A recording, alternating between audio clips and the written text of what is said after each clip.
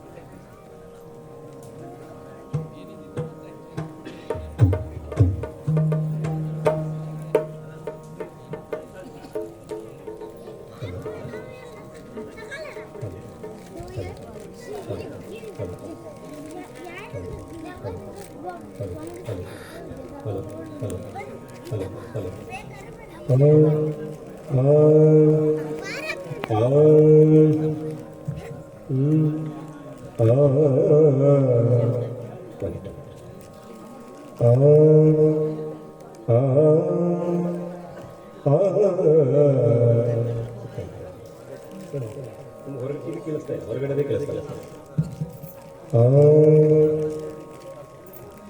Hello hello hello hello hello hello hello hello ಇವಾಗ ಹೊರಗಡೆ ಸ್ವಲ್ಪ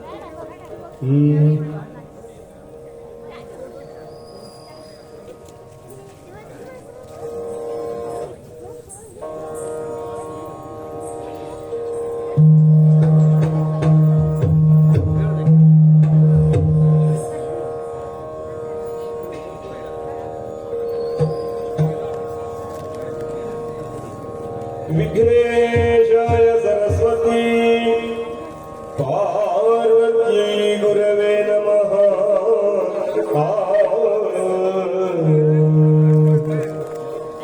विघ्नेशाय सरस्वती पार्वती गुरवे नमः। दक्षिणामूर्तये देवा सर्वकार्यार्थसिद्धये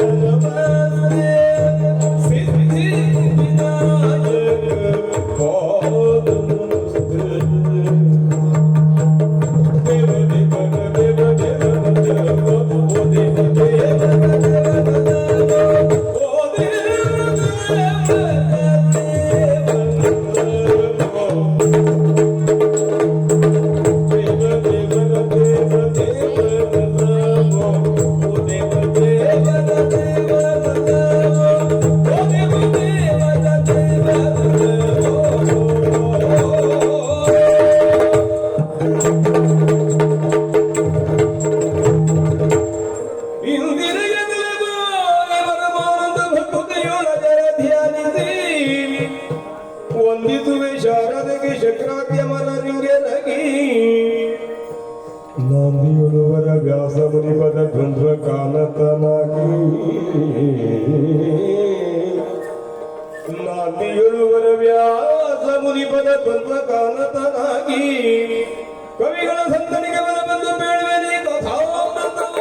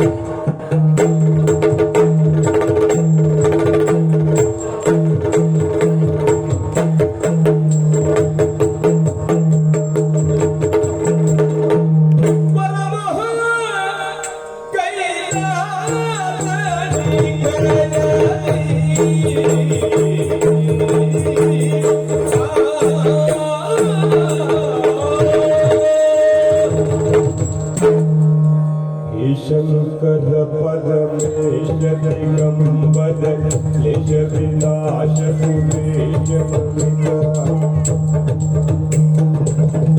ಶಂಕರ ಪರಮೇಶ ದಿಗಂಬರ ಕ್ಲೇಶ ವಿನಾಶ ಸುರೇಶ ಜಗದೀಶ ವಿನಾಗಿ ಯಕ್ಷ ಗಿರೀಶ ಮಹೇಶ ಭಯಂಕರ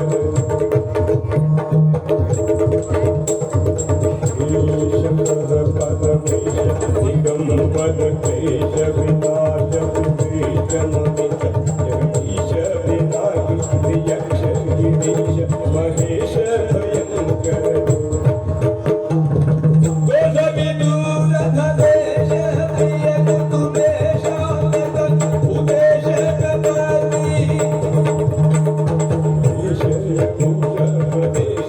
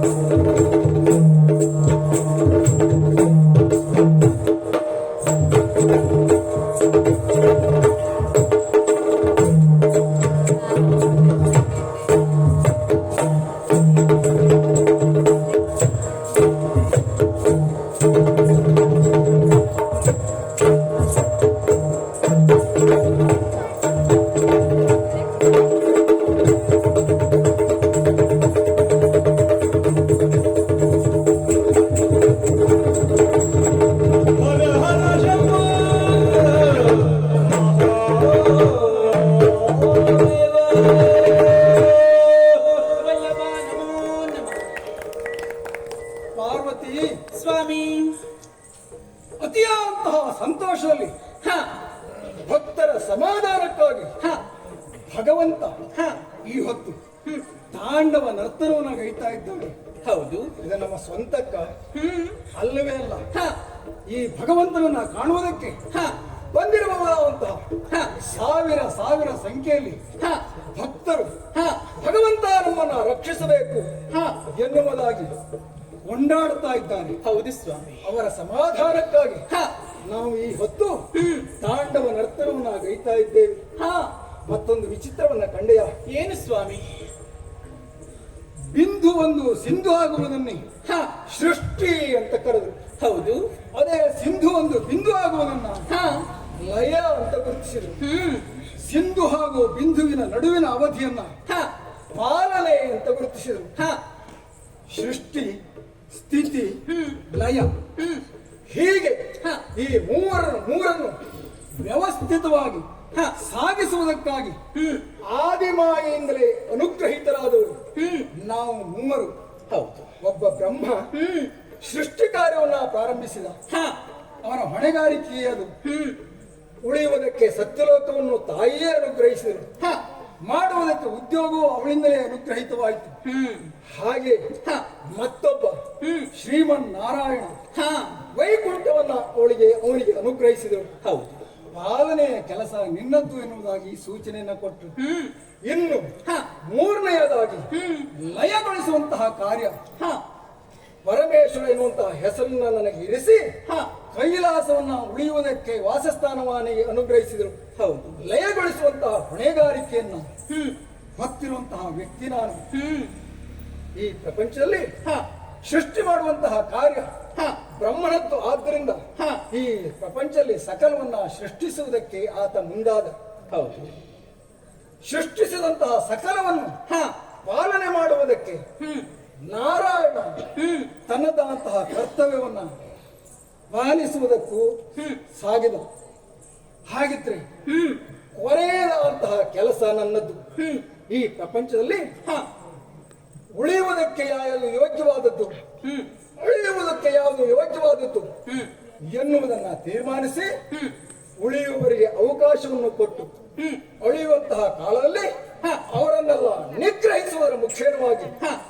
ನನ್ನದಾದಂತಹ ಕರ್ತವ್ಯವನ್ನು ಪಾಲಿಸುತ್ತಾ ಸಾಗಿದವ ನಾನು. ಹೌದು ಸ್ವಾಮಿ. ಹಾಗಂತ ಹ್ಮ್. ಈ ಪ್ರಪಂಚದಲ್ಲಿ ಎಷ್ಟು ವಿಚಿತ್ರವಾದಂತಹ ವ್ಯವಹಾರಗಳು ನಡೆಯುತ್ತಾ ಇವೆ. ಹ್ಮ್. ಲೋಕ ಎಲ್ಲವೂ ತಿಳಿದುಕೊಂಡಿದೆ. ಹ. ಸರ್ವಕ್ಕೂ ಕಾರಣ ಈ ತ್ರಿಮೂರ್ತಿಗಳು ಎನ್ನುವುದಾಗಿ. ಹ. ಹಾಗಂತ ಹ. ಎಲ್ಲರೂ ಅದನ್ನು ಒಪ್ಪುತ್ತಾ ಇಲ್ಲ. ಹ್ಮ್. ಒಂದು ವರ್ಗದವರು ಹ್ಮ್. ಭಗವಂತ ಸರ್ವಕ್ಕೂ ನೀನೇ ಕಾರಣ ಎನ್ನುವುದಾಗಿ ಹ್ಮ್.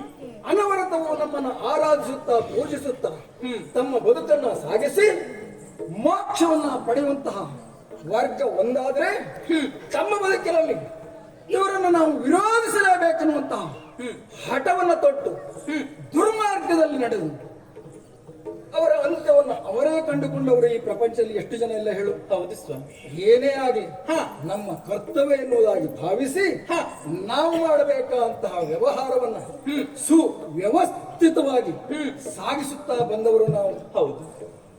ಈ ಪ್ರಪಂಚದಲ್ಲಿ ದುಷ್ಟತನವನ್ನ ಮುಂದುವರಿಸುವವರು ಇದೇ ರೀತಿಯಾಗಿ ಎನ್ನುವುದಾಗಿ ತೀರ್ಮಾನ ಅಲ್ಲ. ಕೆಲವು ರೀತಿಯಾದಂತ ವ್ಯವಹಾರ ಹೆಚ್ಚೇಕೆ ವ್ಯಕ್ತಿಯೊಬ್ಬ ದುರ್ಮಾರ್ಗದಲ್ಲಿ ನಡೆಯುವಾಗ ದುರಹಂಕಾರವನ್ನು ಪ್ರಕಟಿಸಿದೆ ಅಂತಾದ್ರೆ ಅದು ಅವನ ಅವನತಿಗೆ ಕಾರಣ ಅಲ್ಲವೇ? ಹೌದು ಸ್ವಾಮಿ. ಹಾಗೆ ಈ ಎಲ್ಲ ವ್ಯವಹಾರಗಳು ನಡೆಯುತ್ತಿರುವಾಗ ಎಲ್ಲವನ್ನು ಸಮಾನ ದೃಷ್ಟಿಯಿಂದ ಯೋಚಿಸಿ ಎಲ್ಲ ವ್ಯವಹಾರವನ್ನು ನಾವು ಸಾಗಿಸುತ್ತಾ ಇಲ್ಲಿಯವರೆಗೆ ಕಾಲವನ್ನ ಕಳೆದವರು. ಹೌದು. ನಮ್ಮ ಬದುಕು ಇಲ್ಲಿಯವರೆಗೆ ಮುಗಿಯಲಿಲ್ಲ. ಇನ್ನು ಪ್ರಪಂಚದಲ್ಲಿ ಏನೇನೆಲ್ಲ ನಡೆಯುವುದಕ್ಕುಂಟು ಎಲ್ಲ ಸಂಕಲ್ಪ ಮಾತ್ರದಿಂದ. ಹಾಗಾಗಿ ಮುಂದೆ ನಾವು ಏನು ಮಾಡಬೇಕು, ಹೇಗೆ ವ್ಯವಹರಿಸಬೇಕು ಎನ್ನುವುದನ್ನ ನಾವು ಈಗಲೇ ತೀರ್ಮಾನಿಸುವುದಕ್ಕಿಂತ ಕಾಲಕ್ಕೆ ಯಾವುದ್ಯಾವುದು ಹೇಗೆ ನಡೆಯಬೇಕು, ನಮ್ಮಿಂದ ಏನೇನು ಆಗಬೇಕೆನ್ನುವುದನ್ನ ನಿರೀಕ್ಷಿಸುತ್ತಾ ಆ ಕಾಲಕ್ಕೆ ತಕ್ಕ ಹಾಗೆ ನಾವು ವ್ಯವಹರಿಸುವುದಕ್ಕೆ ನಮ್ಮ ಬದುಕನ್ನ ಸಾಗಿಸೋಣ. ಬಾಹಿ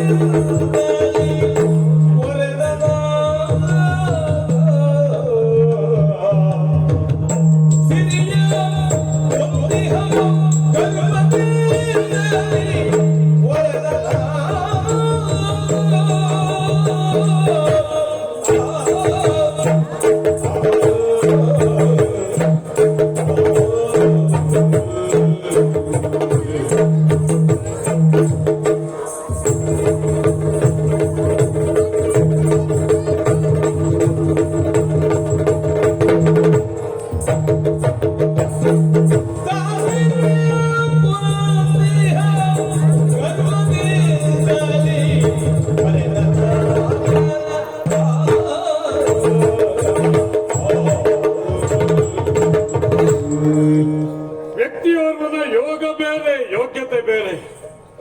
ಯೋಗ ಇರುವವರಿಗೆಲ್ಲ ಯೋಗ್ಯತೆ ಇರುತ್ತದೆ ಅಂತ ಹೇಳಲಿಕ್ಕಾಗುವುದಿಲ್ಲ. ಯೋಗ್ಯತೆ ಇರುವವರಿಗೆ ಯೋಗ ಕೂಡಿ ಬರ್ತದೆ ಅಂತ ಹೇಳಲಿಕ್ಕಾಗುವುದಿಲ್ಲ. ಯೋಗ ಯೋಗ್ಯತೆ ಎರಡೂ ಮೇಳೈಸಿದಲ್ಲಿ ಆತನ ಪಾಲಿಗೆ ದೊರಕುವುದು ಸೌಭಾಗ್ಯ. ಯಾಕೆ ಮಾತನ್ನು ಹೇಳ್ತೇನೆ? ಈ ಅಲಕಾವತಿಯ ಒಡೆಯನಾದಂತಹ ಈ ಕುಬೇರನ ಜೀವಿತವೇ ಇದಕ್ಕೆ ಸಾಕ್ಷಿ ಅಂತ ಹೇಳಿದ್ರೆ ತಪ್ಪಲ್ಲ, ಅತಿಶಯೋಕ್ತಿಯೂ ಅಲ್ಲವೇ ಅಲ್ಲ. ಯಾಕೆಂದ್ರೆ ತ್ರಿಮೂರ್ತಿಗಳಿಂದ ನಿಯೋಜಿತನಾದವನು ನಾನು ಈ ಅಲಕಾವತಿಯ ಲೋಕಕ್ಕೆ. ಯಾವ ಹೊತ್ತಿನಲ್ಲಿ ಅಲಕಾವತಿಯ ಒಡೆತನವನ್ನು ನಾನು ಪಡೆದನು ಅಂದಿಗೆ ನಾನು ಧನ್ಯನಾದೆ. ಯಾಕೆ? ಶತಯಾಗಗಳನ್ನು ಪೂರೈಸಿ ದೇವೇಂದ್ರ ಪಟ್ಟವನ್ನು ಏರಿದಂತವ ನಮ್ಮನ್ನೆಲ್ಲರನ್ನು ಕೂಡ ಆಳ್ತಾನೆ ಅಂತ ಲೋಕ ತಿಳಿದುಕೊಂಡಿದೆ. ಆದ್ರೆ ಅದು ಹಾಗಲ್ವೇ ಅಲ್ಲ. ಅಲಕಾವತಿಯ ಒಡೆಯನಾದಂತಹ ನಾನು ನವನಿಧಿಗೆ ಒಡೆಯ, ಅರ್ಥಾತ್ ಅರ್ಥಕ್ಕೆ ಒಡೆಯ.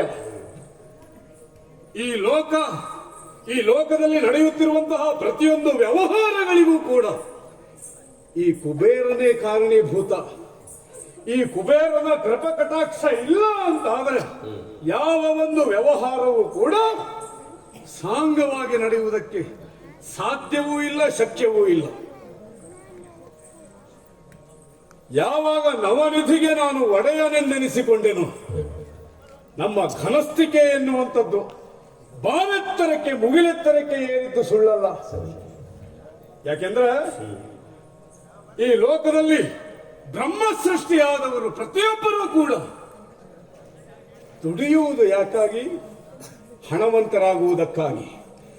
ಬದುಕುವ ಮೂಲ ಉದ್ದೇಶ ಏನು ಅಂತ ಕೇಳಿದ್ರೆ ದುಡಿಯುವುದಕ್ಕಾಗಿ, ತಮ್ಮನ್ನ ನೋಡಿಕೊಳ್ಳುವುದಕ್ಕಾಗಿ, ಜೀವಿತವನ್ನ ಒಳ್ಳೆಯ ರೀತಿಯಲ್ಲಿ ಕಳೆಯುವುದಕ್ಕಾಗಿ. ಜೀವಿತವನ್ನ ಒಳ್ಳೆಯ ರೀತಿಯಲ್ಲಿ ಕಳೆಯಬೇಕು, ಸಾಂಗವಾಗಿ ಕಳೆಯಬೇಕು ಅಂತಾದ್ರೆ ಎಲ್ಲದಕ್ಕೂ ಮೂಲ ಧನ. ಆ ಧನಕ್ಕೆ ಒಡೆಯ ಯಾರು ಕೇಳಿದ್ರೆ ಈ ಕುಬೇರ. ಹಾಗಾಗಿ ಈ ಕುಬೇರನ ಕೀರ್ತಿ ಎನ್ನುವಂಥದ್ದು ಲೋಕದ ಪ್ರತಿ ಅಣುವಿನಲ್ಲಿಯೂ ಕಣದಲ್ಲಿಯೂ ಕೂಡ ಪಸರಿಸಿಕೊಂಡಿದೆ ಅಂತ ಹೇಳಿದ್ರೆ ಅತಿಶಯೋಕ್ತಿ ಅಲ್ಲವೇ ಅಲ್ಲ, ಅಲ್ಲವೇ ಅಲ್ಲ. ಹೀಗಿರುವಾಗ ಈ ನಮ್ಮ ಅಲಕಾವತಿಯನ್ನು ನಾನು ಯೋಗ್ಯವಾಗಿ ನೋಡಿಕೊಂಡು ಬಂದಿದ್ದೇನೆ. ಒಡೆತನವನ್ನು ನಿಭಾಯಿಸಿಕೊಂಡು ಬಂದಿದ್ದೇನೆ ಅಂತ ಹೇಳಿದ್ರೆ ಅದು ನಮ್ಮ ಯೋಗ್ಯತೆಯಿಂದಲ್ಲದೆ ಬೇರೊಬ್ಬನ ಯೋಗ್ಯತೆಯಿಂದ ಅಲ್ಲವೇ ಅಲ್ಲ. ಒಂದು ಕಾಲ ಎನ್ನುವಂಥದ್ದಿತ್ತು, ನಮ್ಮ ಪೂರ್ವಜನ್ಮ ಎನ್ನುವಂಥದ್ದು. ಪ್ರತಿಯೊಬ್ಬರ ಜೀವಿತದಲ್ಲಿಯೂ ಕೂಡ ಪೂರ್ವಜನ್ಮ ಎನ್ನುವಂಥದ್ದಿದ್ದೇ ಇರ್ತದೆ. ಆ ಪೂರ್ವ ಜನ್ಮದಲ್ಲಿ ನಾನಾಗಿದ್ದು ಒಬ್ಬ ಸಾಮಾನ್ಯವಾದಂತಹ ಮನುಷ್ಯ. ಆ ಸಂದರ್ಭದಲ್ಲಿ ಯಾವುದೋ ಒಂದು ದೇವಾಲಯದಲ್ಲಿ ಕಳ್ಳತನವನ್ನು ಮಾಡುವುದಕ್ಕೆ ಹೋದೆ ಎನ್ನುವ ಕಾರಣಕ್ಕಾಗಿ ಅಲ್ಲಿಯ ಆ ಜನರಿಂದ ಥಳಿಸಿಕೊಂಡು ಪ್ರಾಣವನ್ನ ಬಿಟ್ಟು ಶಿವ ದೇವಾಲಯದಲ್ಲಿ ಪ್ರಾಣವನ್ನು ತ್ಯಜಿಸಿದೆ ಎನ್ನುವ ಕಾರಣಕ್ಕಾಗಿ ಹರನಿಂದ ನಾನು ಅನುಗ್ರಹಿತನಾದವನು, ವಿಶ್ವವಸುವಿಗೆ ಮಗನಾಗಿ ಹುಟ್ಟಿದವನು. ಹೌದು, ತನ್ಮೂಲಕವಾಗಿ ಹರನ ಅನುಗ್ರಹದಿಂದಾಗಿ ಈ ಅಲಕಾವತಿಯ ಒಡೆತನ ಎನ್ನುವಂಥದ್ದು ನನ್ನ ಪಾಲಿಗೆ ದೊರಕಿತು. ಹಾಗೆಯೇ ಸಿರಿತನಕ್ಕೆ ಒಡೆತನವು ನನ್ನ ಪಾಲಿಗೆ ದೊರಕಿತು.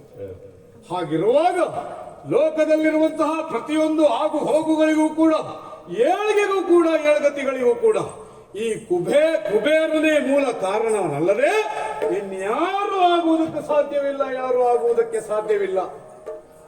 ನಮ್ಮ ಧನಸ್ಥಿತಿಯಾಗಲಿ ಘನಸ್ಥಿತಿಯಾಗಲಿ ಲೋಕೋತ್ತರವಾಗಿದೆ. ಆದರೆ ಒಂದು ಹುಟ್ಟಿದಂತಹ ಪ್ರತಿಯೊಬ್ಬ ವ್ಯಕ್ತಿಯಲ್ಲಿ ಏನೇ ಅವನು ಬದುಕುವಂತಹ ಉದ್ದೇಶವನ್ನು ಕೇಳಿದರೆ ಏನೇನೋ ಮಹತ್ವಾಕಾಂಕ್ಷೆಗಳನ್ನು ಹೊಂದಿರ್ತಾರೆ. ಆದರೆ ಆ ಮಹತ್ವಾಕಾಂಕ್ಷೆಯ ಹಿಂದುಗಡೆ ಇರುವಂತಹ ಮೂಲ ಉದ್ದೇಶ ಧನ. ಧನವಿಲ್ಲದೆ ಯಾವುದು ಈ ಲೋಕದಲ್ಲಿ ಮುಂದುವರಿಯುವುದಕ್ಕೆ ಸಾಧ್ಯವಿಲ್ಲ. ಆ ಧನಕ್ಕೆ ಒಡೆತನ ನನ್ನದ್ದು. ನನ್ನ ಹೆಚ್ಚುಗಾರಿಕೆ ಅಲ್ಲದೆ ಇನ್ಯಾರ ಹೆಚ್ಚುಗಾರಿಕೆ ಇರುವುದಕ್ಕೆ ಸಾಧ್ಯ ಸ್ವಾಮಿ? ಹಾಗಾಗಿ ಎಲ್ಲವೂ ಕೂಡ ಧನ ಮೂಲವೇ. ಆದ್ದರಿಂದಾಗಿ ಲೋಕದಲ್ಲಿ ಹೇಳುವುದಿಲ್ಲವೇ ಧನವೇ ಎಲ್ಲದಕ್ಕೂ ಮೂಲ ಎನ್ನುವುದಾಗಿ. ಇನ್ನೂ ಆಡು ಭಾಷೆಯಲ್ಲಿ ಹೇಳುವುದಾದ್ರೆ ದುಡ್ಡಿದ್ದವನೇ ದೊಡ್ಡಪ್ಪ ಅಂತ ಹೇಳ್ತಾರೆ. ಏನದರ ಅರ್ಥ? ಹಣ ಇದ್ದವನನ್ನು ಪ್ರತಿಯೊಬ್ಬರೂ ಕೂಡ ಮಣೆ ಹಾಕುತ್ತಿರ್ತಾರೆ. ಲೋಕದಲ್ಲೊಬ್ಬ ಸಾಮಾನ್ಯ ಹೆಳವನನ್ನು, ಸಾಮಾನ್ಯ ಒಬ್ಬ ಬಡ ವ್ಯಕ್ತಿಯನ್ನು ಸಮಾಜದಲ್ಲಿ ಗೌರವದಿಂದ ಕಾಣ್ತಾರೆ, ಕಾಣುವುದಿಲ್ಲ. ಹಾಗಂತ ಅವ ಒಮ್ಮಿಂದೊಮ್ಮೆನೆಗೆ ಹಣವಂತನಾದ, ಸಿರಿವಂತನಾದ ಅಂತ ಆದ್ರೆ ಸಮಾಜದಲ್ಲಿ ಅವನಿಗಿರುವ ಬೆಲೆಯೇ ಬೇರೆ, ಸಮಾಜದಲ್ಲಿ ಅವನಿಗೆ ದೊರಕುವಂತಹ ಸ್ಥಾನಮಾನಗಳೇ ಬೇರೆ. ಹಾಗಿರುವಂತಹ ಕಾಲದಲ್ಲಿ ಆ ಕೇವಲ ಒಂದು ಧನವಂತನಾಗಿ ಅವನಿಗೆ ಆ ರೀತಿಯಾದಂತಹ ಸ್ಥಾನಮಾನ ಸಿಗುತ್ತದೆ ಅಂತಾದ್ರೆ, ಸರ್ವ ಧನಕ್ಕೂ ಕೂಡ ಸಿರಿತನಕ್ಕೂ ಕೂಡ ಈ ಕುಬೇರ ಒಡೆಯ ಅಂತಾದ್ರೆ ನಮಗೆ ಸಿಕ್ಕಬೇಕಾದಂತಹ ಗೌರವಾದ ಆದರಗಳು ಎಷ್ಟು ಸ್ವಾಮಿ, ಹೇಗಿರಬೇಕು? ಈ ಮಾತನ್ನು ಹೇಳುವುದಕ್ಕೆ ಕಾರಣ ಉಂಟು. ಕೇವಲ ನಮ್ಮಲ್ಲಿ ಧನ ಸಂಪತ್ತುಂಟು, ನಾವು ಐಶ್ವರ್ಯಕ್ಕೆ ಒಡೆಯರು ನಾವು ಎನ್ನುವ ಕಾರಣಕ್ಕಾಗಿ ಸುಮ್ಮನೆ ಕಾಲಹರಣ ಮಾಡುವುದರಲ್ಲಿ ಯಾವ ಅರ್ಥವೂ ಕಾಣುವುದಿಲ್ಲ. ನಾವೇನು, ನಮ್ಮ ಯೋಗ್ಯತೆ ಏನು, ನಮ್ಮ ಸಾಮರ್ಥ್ಯ ಏನು ಎನ್ನುವುದನ್ನು ಲೋಕಮುಖಕ್ಕೆ ಪ್ರಚುರಪಡಿಸಬೇಕು, ತೋರಿಸಿಕೊಡಬೇಕು.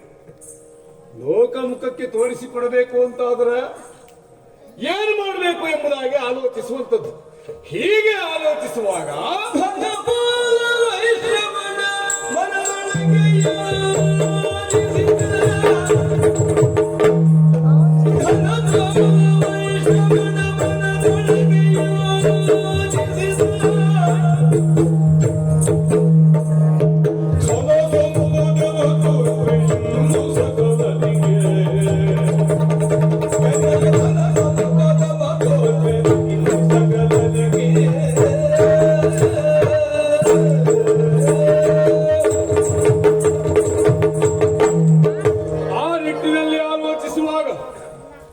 ಹೊತ್ತಿನಲ್ಲಿ ನನಗೆ ಹೊಳೆಯುವಂತದ್ದು ಒಂದು ವಿಚಾರ. ನಮ್ಮನ್ನು ನಾವು ಲೋಕಮುಖಕ್ಕೆ ನಮ್ಮ ಯೋಗ್ಯತೆಯನ್ನು ತೋರಿಸಿಕೊಳ್ಳಬೇಕು, ತೋರ್ಪಡಿಸಬೇಕು ಅಂತಾದ್ರೆ ಕೇವಲ ಸಾಮಾನ್ಯ ಮನುಷ್ಯರನ್ನು ಒಪ್ಪಿಸುವುದು ನಂತರದಲ್ಲಿ, ಅದು ನಮ್ಮ ಕಾಯಕವೂ ಅಲ್ಲ. ಸಾಮಾನ್ಯರನ್ನು ಒಪ್ಪಿಸುವುದಕ್ಕೆ ನಾವ್ಯಾರು? ನಮ್ಮನ್ನು ಕಂಡು ಕೇಳಿ ಅವರು ತಿಳಿದುಕೊಳ್ಳಬೇಕು. ಅವರಿಗೆ ಹೋಗಿ ತಿಳಿಸಿಕೊಡುವಂತಹ ವಿಚಾರ ಆಗಲಿಕ್ಕಿಲ್ಲ. ಆದರೆ ತೋರಿಸಿಕೊಡಬೇಕು ಯಾರಿಗೆ? ಈ ಲೋಕ ಪಾಲರಿಗೆ ಮೊದಲಾಗಿ ತೋರಿಸಿಕೊಳ್ಳಬೇಕು. ಹೌದೌದು, ಅವ್ರಿಗೆ ಗೊತ್ತಿಲ್ಲ ಅಂತಲ್ಲ, ಆದ್ರೂ ನಮ್ಮ ಈಗಿನ ಸ್ಥಿತಿಗತಿಗಳನ್ನ ಪರಿಸ್ಥಿತಿಗಳನ್ನ ಅವರಿಗೆ ತೋರಿಸಿಕೊಡಬೇಕು ಅಂತ ಆದ್ರೆ ಏನಾದ್ರೂ ಒಂದು ಕೈಂಕರ್ಯವನ್ನು ಕೈಗೊಳ್ಳಲೇಬೇಕು. ಯಾಕೆಂದ್ರೆ ತ್ರಿಮೂರ್ತಿಗಳಾದಂತಹ ಬ್ರಹ್ಮ ವಿಷ್ಣು ಮಹೇಶ್ವರ ಮೂವರು ಕೂಡ ಲೋಕ ಕಲ್ಯಾಣಾರ್ಥವಾಗಿ ಶ್ರಮಿಸುವವರು ಅಂತ ಹೇಳಿಕೊಳ್ತಾರೆ. ಲೋಕ ಕಲ್ಯಾಣಾರ್ಥವಾಗಿ ಅವರು ಶ್ರಮಿಸ್ತಾರೆ ಅಂತ ಆದ್ರೆ ನಮ್ಮ ಬಗ್ಗೆ ಆಲೋಚನೆ ಮಾಡ್ಲಿಕ್ಕೆ ಅವರಿಗೆ ಸಮಯ ಇಲ್ಲ ಅಂತಲೇ ಅರ್ಥ. ಇನ್ನು ದೇವೇಂದ್ರನ ವಿಚಾರವಾಗಿ ಆಲೋಚಿಸಿದರೆ ಮುಕ್ಕೋಟಿ ದೇವತೆಗಳಿಗೆ ಒಡೆಯ. ಹಾಗಾದ್ರೆ ನಮ್ಮ ಬಗ್ಗೆ ಅವನು ಆಲೋಚಿಸುವುದು ಯಾವಾಗ? ಯಾಕೆಂದ್ರೆ 10ರೊಟ್ಟಿಗೆ 11ನೇವನಾಗ್ಲಿಕ್ಕೆ ನಾನೇ ಆಗ್ಬೇಕಾ? ಮುಕ್ಕೋಟಿ ದೇವತೆಗಳಿಲ್ವಾ? ಅಷ್ಟದಿಕ್ಪಾಲಕರಲ್ಲಿ ಒಬ್ಬ ನಾನು ಕುಬೇರ. ಹಾಗಾದ್ರೆ ಇವರಿಗೆಲ್ಲರಿಗೂ ನಾನು ಏನು ಎಂಬುದನ್ನು ತೋರಿಸಿಕೊಡಬೇಕು ಅಂತಾದ್ರೆ ಯಾವ ಮೂಲವನ್ನ ಹುಡುಕಲಿ ಅಂತ ಯೋಚಿಸುತ್ತಿರುವುದು. ಯಾಕೆಂದ್ರೆ ನಾನು ತ್ರಿಮೂರ್ತಿಗಳಿಗೆ ಹೋಗಿ ನಮ್ಮ ಐಶ್ವರ್ಯದ ಯಾವ ಒಂದು ಆಸೆಯನ್ನು ತೋರಿಸುವುದಾಗಲಿ, ಐಶ್ವರ್ಯದ ಒಂದು ಏನು ಗರ್ವವನ್ನು ತೋರಿಸುವುದಾಗಲಿ ಮಾಡ್ಲಿಕ್ಕೆ ಆಗುವುದಿಲ್ಲ. ಅಥವಾ ಅವರಿಗೇನು ನಾನು ಅವರ ಲೋಕಕ್ಕೆ ನಾನು ಹೋಗಿ ಅವರನ್ನು ಸನ್ಮಾನಿಸಿಯೂ ಬರಬಹುದಿತ್ತು. ಆದ್ರೆ ಎಷ್ಟೇ ಮಾಡಿದರೂ ಕೂಡ ತ್ರಿಮೂರ್ತಿಗಳಾದರೂ ಕೂಡ ಅವರ ಬೇಕುಗಳಿಗೆ ಯಾವತ್ತು ಕೊನೆ ಇರುವುದಿಲ್ಲ. ದೇವತೆಗಳನ್ನು ಕೂಡ ಬಿಡದೇ ಇರುವಂತಹ ಒಂದು ವಿಚಾರ ಎಂದರೆ ಬೇಕು ಎನ್ನುವಂಥದ್ದು. ಯಾವುದೇ ಹಾಗಾದ್ರೆ ಏನ್ ಮಾಡಬೇಕು? ಹಾಗೆ ಯೋಚಿಸುವಾಗ ನಮ್ಮ ಮನಸ್ಸಿಗೆ ಹೊಳೆಯುವಂಥದ್ದು ಒಂದು ಯೋಗ್ಯವಾದಂತಹ ಊಟ ಹಾಕಬೇಕು. ಯಾರು ಎಷ್ಟೇ ಲೋಕಕ್ಕಾಗಿ ಶ್ರಮಿಸಲಿ ಮತ್ತೊಂದಕ್ಕಾಗಿ ಶ್ರಮಿಸಲಿ ಅವರ ಮೂಲ ಎಲ್ಲುಂಟು ಕೇಳಿದ್ರೆ ಹೊಟ್ಟೆಯ ಹಸಿವಿನಲ್ಲಿರುವುದು. ಎಷ್ಟೇ ಧನವಂತನಾದರೂ ಕೂಡ ಹೊಟ್ಟೆ ಹಸಿವನ್ನು ಅವನು ನೀಗಿಸಿಕೊಳ್ಳಬೇಕು. ಹಾಗಿದ್ರೆ ನಮ್ಮ ಈ ಘನಸ್ಥಿತಿಯನ್ನು ತೋರಿಸಿಕೊಡಬೇಕು ಅಂತ ಆದ್ರೆ ಅವರೆಲ್ಲವರನ್ನೂ ಕೂಡ ತ್ರಿಮೂರ್ತಿಗಳನ್ನೂ ಕೂಡ ದೇವಾನುದೇವತೆಗಳನ್ನೂ ಕೂಡ ನಮ್ಮ ಅಲಕಾವತಿಗೆ ಬರಮಾಡಿಕೊಳ್ಳಬೇಕು. ಬರಮಾಡಿಕೊಳ್ಳುವುದಷ್ಟೇ ಅಲ್ಲ, ಈ ನಮ್ಮ ರಾಜವೈಭವಗಳನ್ನೆಲ್ಲವನ್ನೂ ಕೂಡ ಅವರಿಗೆ ತೋರಿಸಿಕೊಡಬೇಕು. ತೋರಿಸಿಕೊಡುವುದರ ಮುಖೇನವಾಗಿ ನಾವು ಹೇಗಿದ್ದೇವೆ, ನಮ್ಮ ಸ್ಥಿತಿ ಹೇಗುಂಟು, ನಮ್ಮ ಯೋಗ್ಯತೆ ಹೇಗುಂಟು ಎನ್ನುವುದನ್ನು ಮತ್ತೆ ಮನದಟ್ಟು ಮಾಡಬೇಕಾಗಿದೆ. ಹಾಗಾದ್ರೆ ಕೇವಲ ಊಟ ಅಂದ ಕ್ಷಣ ಕೇವಲ ಊಟ ಆಗಿರಬಾರದು, ಅದು ಭೂರಿ ಭೋಜನವಾಗಿರಬೇಕು. ಅಂತಹ ಭೋಜನದ ವ್ಯವಸ್ಥೆ ನ ಭೂತೋ ನ ಭವಿಷ್ಯತಿ ಎನ್ನುವಂತಹ ಭೋಜನದ ವ್ಯವಸ್ಥೆಯನ್ನು ಈ ಅಲಕಾವತಿಯಲ್ಲಿ ಮಾಡಿ ತೋರಿಸಿಕೊಡಬೇಕು. ಅವರೆಲ್ಲವರನ್ನು ಇಲ್ಲಿಗೆ ಕರೆಸಿಕೊಳ್ಳಬೇಕು ಅಂತಾದ್ರೆ ನಾವೇ ಸ್ವತಃ ಹೋಗಿ ಅವರನ್ನು ಕರೆದು ಬರಬೇಕು. ಮೊದಲಾಗಿ ಸತ್ಯಲೋಕದತ್ತ ಸಾಗುತ್ತೇನಂತೆ, ಮತ್ತೇನಾಗುತ್ತದೆ ನೋಡ್ತೇನೆ.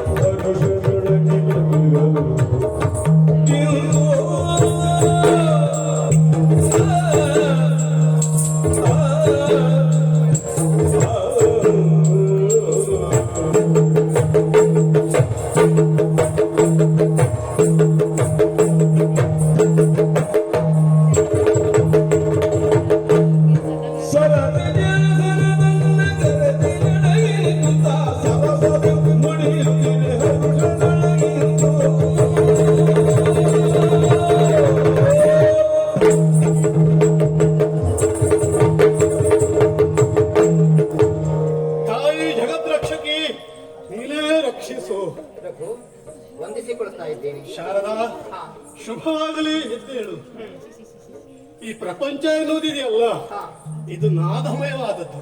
ಹೌದು. ನಾದಮಯ ಈ ಪ್ರಪಂಚ ಹಾ ಹೀಗೆಂದು ಕೊಂಡಾಡಿದರು. ಹಾ ನಿಜವಾಗಿ ಹಾ ಇದರ ಅನುಭವ ಈ ಬ್ರಹ್ಮನಿಗಾದದ್ದು ಹೇಗೆ? ಹಾ ನಿನ್ನನ್ನು ಪಡೆದ ಮೇಲೆ ಈ ಬ್ರಹ್ಮನ ಹೃದಯದ ತಂತಿಯನ್ನು ಮೀಟಿದವಳು ನೀನು. ಹಾ ವೀಣಾ ಪಾಡಿ ಅಲ್ಲವಾ?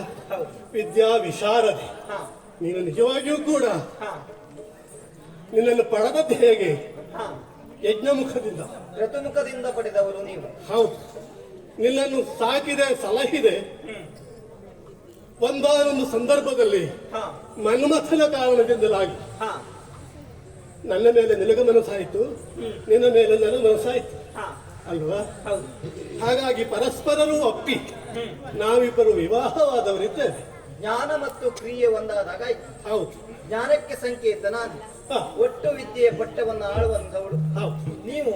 ಕ್ರಿಯೆಗೆ ಹಾ. ಸಂಕೇತ. ಹಾ, ಜ್ಞಾನ ಕ್ರಿಯೆ ಒಟ್ಟಾದ್ರೆ ಹಾ. ಪ್ರಪಂಚ ಎಲ್ಲವೂ ಸುಖಮಯವಾಗಿರ್ತದೆ. ಹೌದು. ಪ್ರಕೃತಿ ಪುರುಷರು ಒಂದಾದ ಹಾಗೂ ಹೌದು ಹೌದು. ಅಲ್ವಾ? ಒಬ್ಬ ಪುರುಷನಿರ್ತಾನೆ ಅಂತಾದ್ರೆ ಅವನಿಗೆ ಜೊತೆಯಾಗುವುದಕ್ಕೆ ಪ್ರಕೃತಿಯೊಂದು ಬೇಕೇ ಬೇಕು. ಹಾ ಹಾಗೆ ನೋಡುವುದಕ್ಕೆ ಹೊರಟ್ರೆ ಹಾ ಈ ಪ್ರಪಂಚದಲ್ಲಿ ಬ್ರಹ್ಮನ ಸೃಷ್ಟಿ ಅನ್ನುವಂಥದ್ದಲ್ಲಿ ಹಾ ಎಲ್ಲರ ಸ್ತ್ರೀಯರು ಪುರುಷರು ಎಲ್ಲರೂ ಬರ್ತಾರೆ. ಹೌದು.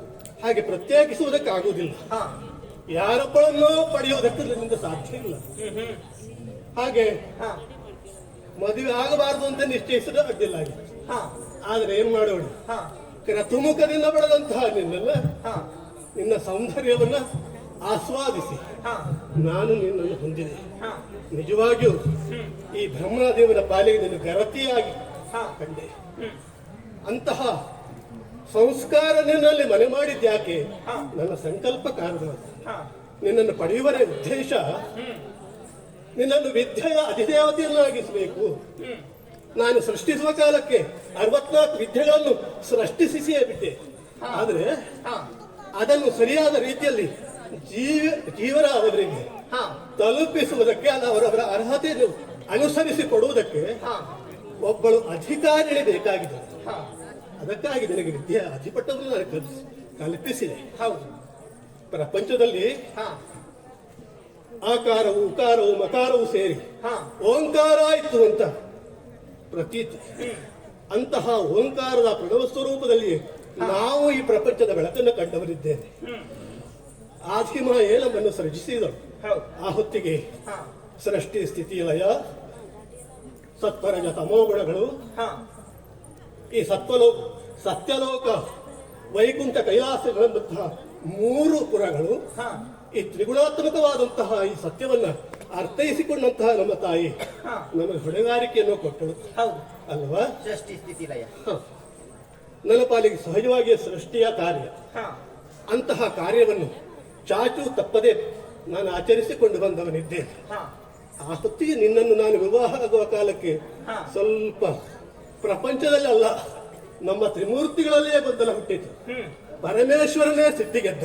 ಹಾ. ಪಂಚಶಿರನಾದಂತಹ ನನ್ನ ಒಂದು ಶಿರವನ್ನ ಕಚ್ಚಿದ, ಹಾ ಚಿವುಟಿದ. ಹಾ ಮಾತ್ರ ಅಲ್ಲ, ಅಂತಹ ನನ್ನ ಶಿರವನ್ನು ಚಿವುಟಿರುವುದರಿಂದ ಬ್ರಹ್ಮಕಪಾಲ ಎನ್ನುವುದು ಅವನಿಗೆ ಅಂಟಿಕೊಂಡಿತು ಹಾ ಅಲ್ವಾ? ಆಮೇಲೆ ಆ ಬ್ರಹ್ಮಕಪಾಲದಿಂದ ಬಿಡಿಸಿಕೊಳ್ಳುವುದಕ್ಕೆ ಎಷ್ಟು ಕಷ್ಟಪಟ್ಟ ಹೌದು. ಆಲೋಚನೆ ಮಾಡು. ಹಾಗಾದ್ರೆ ಈ ಬ್ರಹ್ಮಹತ್ಯ ದೋಷ ಎನ್ನುವಂತಹದ್ದು ಅವರಿಗೆ ಪ್ರಾಪ್ತಿಸಲ್ಪಟ್ಟಿತು. ಹಾ ನಾವೇನು ತಪ್ಪು ಮಾಡಲಿಲ್ಲ.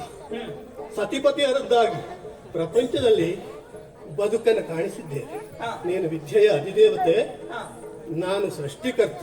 ಹಾ ಇಂತಿರುವಂತಹ ನಾವು ಹಾ ನಿನ್ನ ದಿನನಿತ್ಯದ ಆ ವೀಣೆಯ ಮೀಟುವಿಕೆಯಿಂದ ಹಾ ನನ್ನ ಹೃದಯದ ವೀಣೆಯನ್ನು ಮೀಡ್ತಾ ಇದ್ದೀಯ. ಹಾ ಶಾರದಾ, ಹಾ ಸಂತೋಷ ಆಗ್ತಾ ಇದೆ. ನಿನ್ನ ಸಾನ್ನಿಧ್ಯದಲ್ಲಿ, ನಿನ್ನ ಸಾಮೀಪ್ಯದಲ್ಲಿ ಸುಖವನ್ನು ನಾನು ಅನುಭವಿಸ್ತಾ ಇದ್ದೇನೆ. ಹಾ ಈ ಕಮಲ ಪೀಠದಲ್ಲಿ ಕುಳಿತು ಹಾ ನೆರೆದಿರುವಂತಹ ನಾರದರೇ, ತುಂಗರೇ ಮೊದಲಾದಂತಹ ಮಹರ್ಷಿಗಳು ಹಾ. ನನ್ನ ಮಾನಸ ಪುತ್ರರು, ಹಾ. ಹಾಗೆ ಸಪ್ತರ್ಷಿಗಳು ಹಾ. ಮೊದಲಾದಂತಹ ವಿದ್ವಾಂಸರು ಈಗಾಗಲೇ ಸೇರಿದ್ದಾರೆ. ಹಾ. ಇಂದಿರುವಂತಹ ಈ ಸಭೆಯಲ್ಲಿ ಉಪವಿಷ್ಟ ಆಗುವೆ. ಹಾಗೆ.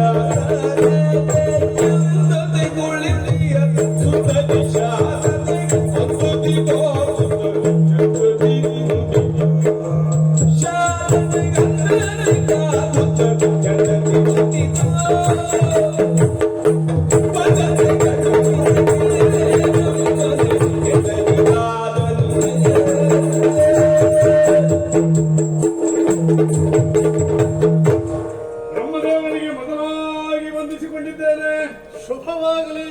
ಅಮ್ಮ ಶಾರದಾ ಮಾತೆ, ಧನಾಧಿಪತಿ ಇದೋ ನಿನ್ನ ಪದಾರವಿಂದಗಳಿಗೆ ಮೊದಲಾಗಿ ವಂದಿಸಿಕೊಂಡಿದ್ದೇನೆ. ವೈಶ್ರವಣ, ಹೌದೌದು. ಕುಬೇರ, ಆಹಾ, ಶುಭವಾಗಲಿ. ಕೃತಾರ್ಥನಾದೆ. ಹಾ ಮೊದಲಾಗಿ ನಿಮಗೆ ನಮಿಸಿಕೊಂಡು ಹಾ ಈ ಕಡೆಗಾಗಿ ಬರ್ತಾ ಇದ್ದೇನೆ. ಅಪರೂಪವಾಗಿ ನಮ್ಮ ಈ ಸತ್ಯಲೋಕಕ್ಕೆ ನಿನ್ನ ಆಗಮನ. ನನ್ನನ್ನ ಕಂಡಾಕ್ಷಣದಲ್ಲಿ ಹಾ ನಿಮ್ಮವರೆಲ್ಲ ಅನೇಕ ಮಂದಿ ಇದ್ದಾರೆ. ಹಾ ಎಲ್ಲರೂ ಕೂಡ ಸ್ವಾಗತ ಎಂಬುದಾಗಿ ಕೋರ್ತಾ ಇದ್ದಾರೆ. ಹಾ ಬ್ರಹ್ಮದೇವರು ನನ್ನನ್ನು ಮೇಲಿಂದ ಕೆಳವರೆಗೆ ನೋಡುವುದನ್ನು ಬಿಟ್ಟು ಮತ್ತೆ ಇನ್ನೇನು ನೋಡಲ್ಲ. ನೋಡುವ ಹಾಗೆ ಇದ್ದೀಯ ನೀನು ಇವತ್ತು. ಹೌದಾ? ಬಹಳ ಉಟ್ಕೊಂಡಿದ್ದೀಯ. ಆಹಾ, ಅದಕ್ಕೂ ಕಾರಣ ಉಂಟು. ಹಾ ನಾವು ಸುಖ ಸಮೃದ್ಧಿಯಿಂದ ಕೂಡಿದವರಲ್ವೇ, ಹಾ ಮತ್ತೆ ನಾವು ಹೇಗೆ ಒಪ್ಪಿಕೊಂಡಿರೋದೆ ಮತ್ತಿನ್ನು ಹೇಗಿರುವುದಕ್ಕೆ ಸಾಧ್ಯ ಹೇಳು? ಕುಬೇರ, ಓ, ಬಹಳ ಅಪರೂಪವಾಗಿ ಬಂದಿದ್ದೀಯ. ಹೌದೌದು. ನಿನ್ನನ್ನ ಉಪಚರಿಸಬೇಕಾದ್ದು ಶಿಷ್ಟಾಚಾರ. ಹಾ, ಹಾ. ಶಿಷ್ಟಾಚಾರ ಮರೆಯುವ ಆಗಿಲ್ಲಲ್ಲ. ಹಾ ಹಾ ಹಾ ಹಾ ಹಾ. ಕೆಲಸ ಮಾಡಬಹುದು.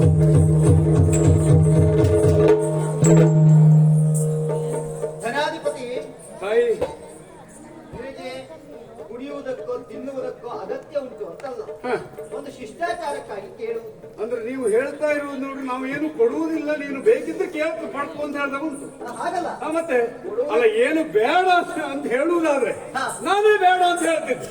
ಆದ್ರೆ ಇದು ಹಾಗಲ್ಲ, ಹಾ ನಿನಗೇನು ಬೇಕು ಅಂತಲ್ಲ, ಆದ್ರೂ ಶಿಷ್ಟಾಚಾರಕ್ಕೆ ಅಂತ ಒತ್ತಿ ಒತ್ತಿ ಹೇಳ್ತಾ ಇದ್ದೀರಿ ಅಂತ ಅದು. ಕಾರಣ ಉಂಟು. ಪಡಿಬೇಕೋ ಬೇಡೋ ಅನ್ನೋ ಅನುಮಾನ ನಮ್ಗೆ ಕಾಡ್ತಾ ಉಂಟು. ಹಾಗಲ್ಲ, ಹಾ, ಮತ್ತೆ ದೇವತೆಗಳಾದವರಿಗೆ ಹಾ. ಆಯಾಸ ಎನ್ನುವಂತಹದ್ದೇ ಆಗುವುದಿಲ್ಲ, ಇದು ಸತ್ಯ. ನೀರಡಿಕೆ ಎನ್ನುವಂತಹದ್ದು ಆಗುವುದಿಲ್ಲ, ಹಸಿವೆ ಎನ್ನುವಂತಹದ್ದು ಆಗುವುದಿಲ್ಲ. ಹೌದು. ಆ ಕಾರಣಕ್ಕಾಗಿ ಕೇಳಿದ್ವಿ, ಬೇಕು ಅಂತಲ್ಲ ಶಿಷ್ಟಾಚಾರಕ್ಕೆ ಅಂತ ಹೇಳಿದಕ್ಕಾಗಿ. ಮತ್ತದನ್ನ ಹೇಳ್ತೀರಿ ನೀವು. ಹಾ. ಆಗಲಿ ಅಂತೆ. ಹಾ. ನಿಮ್ಮ ಶಿಷ್ಟಾಚಾರಕ್ಕೆ ಬಾಗಿದ್ದೇನೆ. ಹಾ ಕುಡಿಯುವುದಕ್ಕೂ ಬೇಡ, ಹಾ. ತಿನ್ನುವುದಕ್ಕೂ ಬೇಡ. ಅಲ್ಲ, ನಾವು ಈಗ ಒಂದು ವಿಚಾರ ಉಂಟು ನಮ್ಮದು. ಹಾ, ಹಾ, ಹಾ, ಹಾ.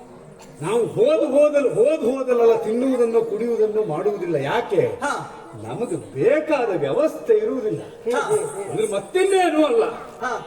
ಅಲ್ಲ, ಗೊತ್ತಾಯ್ತು ನನಗೆ. ಏನು? ಈಗ ಸ್ವಲ್ಪ ದೊಡ್ಡ ಜನ ಆದ್ಮೇಲೆ ಹಾಗೆ ಹೋದೆಲ್ಲ ಕುಡಿಯುವುದಿಲ್ಲ. ಅಲ್ಲ, ಹಾಗಲ್ಲ. ಹಾ. ನೀನು ಒಳಾರ್ಥದ ಮಾತು ನಮಗೆ ಅರ್ಥ ಆಗ್ತದೆ. ಹೋದಲ್ಲೆಲ್ಲ ಕುಡಿಯುವುದಿಲ್ಲ, ಹೋದಲ್ಲಿ ಬೇಕಾದಷ್ಟು ಕುಡ್ಕೊಳ್ತೇನೆ ಅಂತ ಅಲ್ಲ. ಹಾ. ಹಾಗಲ್ಲ ಅದು. ಹಾ. ಅಂದ್ರೆ ನಮಗೆ ಬೇಕಾದಂತಹ ರೀತಿ ನೀತಿ ಎನ್ನುವಂಥದ್ದು ಹೋದಲ್ಲಿ ಒಪ್ಪಿತ ಆಗುವುದಿಲ್ಲ ಅಂತ. ಓ, ಹಾಗೆ. ಅದು ನಮ್ಮ ರೀತಿ ಅಲ್ಲ, ನಮ್ಮ ನೀತಿ, ಘನತೆ. ನಡೆ, ನುಡಿ, ಘನತೆ, ಗಣಸ್ತಿಕೆ ಇದೆಲ್ಲ ಬೇರೆ. ಅಲ್ಲ, ಹೌದಲ್ಲ? ಘನತೆ ಹೆಚ್ಚಿಗೆ ಅದೆಲ್ಲ ಸಾಮಾನ್ಯ, ಅಂದ್ರೆ ಸಾಮಾನ್ಯ ಜನರಿಗೆಲ್ಲ ಹೇಳಿದ್ರಲ್ಲ ಅರ್ಥ ಆಗುವುದಿಲ್ಲ. ಆಗುದಿಲ್ಲ. ಛೇ, ಇಲ್ಲಪ್ಪ.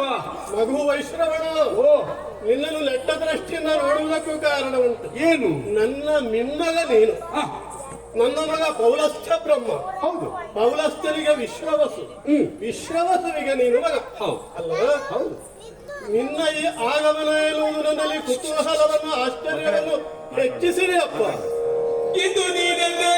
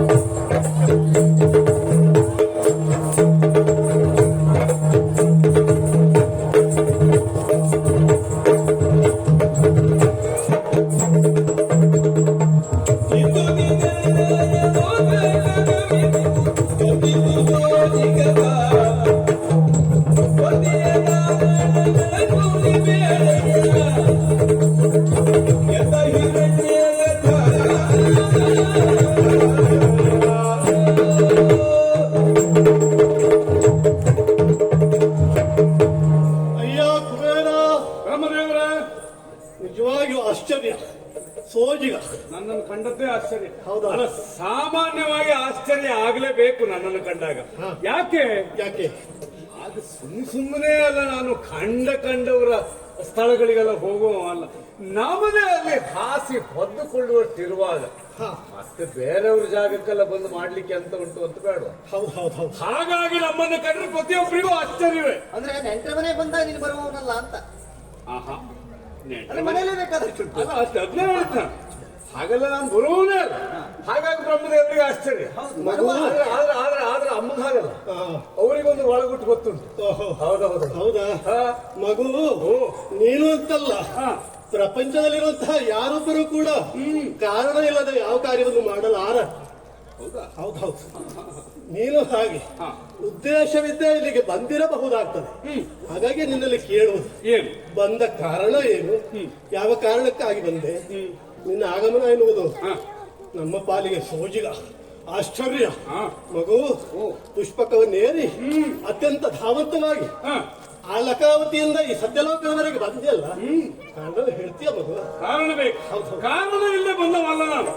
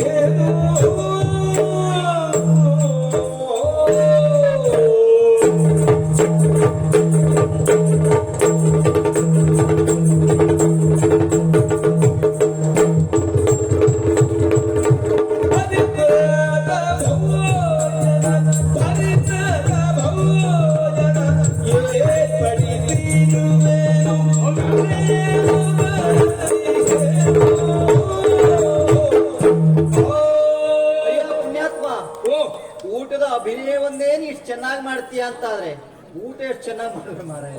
ಅಂದ್ರೆ ನಿನಗೆ ಗೊತ್ತಾಗೋಯ್ತಾ ಊಟದ ಬೆಲೆ ಅಂತ? ಇದಕ್ಕೆ ಹೇಳ್ತು ನಾನು, ಶಾರದಾ ಮಾತೆಗೆ ಒಳಗುಟ್ಟು ಗೊತ್ತಾಗುತ್ತದೆ ಎಂಬುದಾಗಿ. ಅಲ್ಲ ಮಕ್ಕಳ ಮನಸ್ಸು ಆದ್ರೆ ತಾಯಿಗೆ ಗೊತ್ತಾಗುವುದು. ಅಲ್ಲ ಸರಿ,